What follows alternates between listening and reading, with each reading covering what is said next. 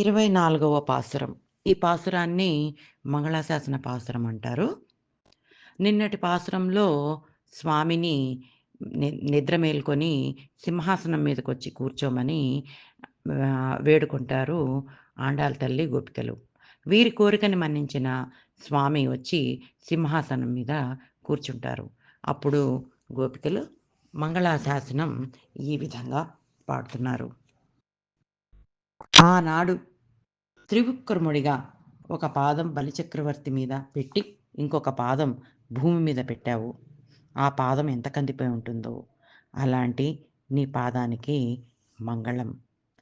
లంకానగరంలో రాక్షస సంహారం చేసిన నీ భుజబల సామర్థ్యానికి మంగళం. శకటాసురుణ్ణి తన్ని కూల్చినవాడివి, నీ కీర్తికి మంగళం. వత్సాసురుణ్ణి కర్రవలె విసిరి కపిత్తాసురుని కూల్చినవాడివి, నీ అడుగులకి మంగళం. గోవర్ధనాన్ని గొడుగుగా పట్టినవాడివి, నీ గుణములకి మంగళం.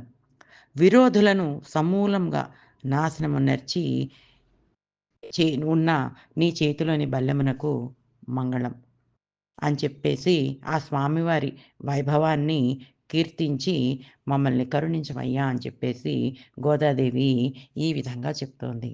అండ్రు ఇవ్వులగం అళందై అడిపోత్తి సెండ్రెంగు తైనిలింగై సెత్తాయ్ తిరల్పోత్తి போன்ற சகடம் உதைத்தாய் கழல் போத்தி கந்து குணிலா வெறந்தாய் கழல் போத்தி குந்து குடையா வெடுத்தாய் குணம் போத்தி வென்று வகை கெடுக்கும் நின் கெயில் வேல் போத்தி என்றென்றும் செவகமே எத்திப்பறை கோள்வான் இன்று யாம் வந்தோம் ఇరంగేలోర్ ఎంబావాయ్.